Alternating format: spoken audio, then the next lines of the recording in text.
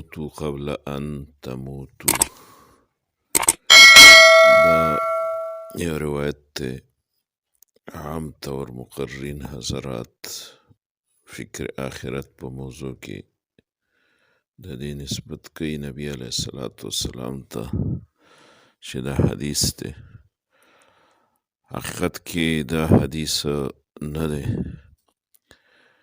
ابن حجر رحمت الله علیه د دې په باره کې المصنوع فی معرفت الحدیث الموضوع 198 صفحه کې وایي انه لیس بثابت. دغه شان علامه زرقانی مختصر المقاصد الحسنه کې د دې په باره کې فرمایي لم یثبت. علامه اجلونی کشف الخفا 291 صفحه 2 جلد کې وایي قال حافظ ابن حجر وهو غير ثابت وقال علي القاري هو من كلام الصوفية. ابن حجر رحمت الله علیه وی چې دا ثابت نه دی او مولا علی قاری رحمت الله علیه هغه وی دا د کلام د صوفیانو نه دی.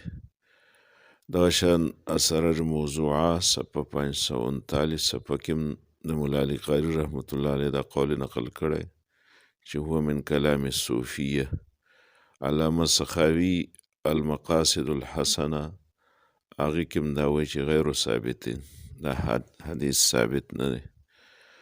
دغه شان المصنوع 373 نمبر حدیث دی په موضوعي احادیثو کې نقل کړی. الفوائد الموضوعه حدیث نمبر 199. الجد الحسیس حدیث نمبر 554 یعنی کم د احادیث موضوعه پارس چې دی نو په هغې کې دا نمبر دی. دغه شان اسن المطالب 1540 نمبر حدیث په احادیث موضوعه کې. النهبة البهیه حدیث نمبر 389. نو دی وجې نه دا حدیث نه دی، البته د صوفیانو کلام دی او موتو مرګ خو غیر اختیاري دی او خودکشي خو ناجایز ده. نو دې څه مقصد دی؟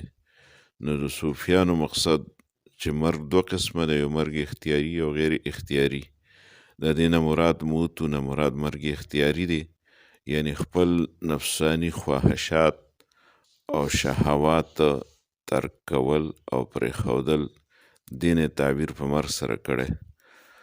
البته ابن ماجه کې یو حدیث شته هغې کې الفاظ دا دي توبو الی الله قبل ان تموتو. توبو الی الله قبل ان تموتو، د مرګ نه مخکې توبه وباسئ. نو دغه روایت ابن ماجه کې شته، اگر که هغې باندې الباني ورته ضعیف ویلی دی، خو بهرحال هغه الفاظ د ابن ماجه هغه حدیث موضوعي نه دی.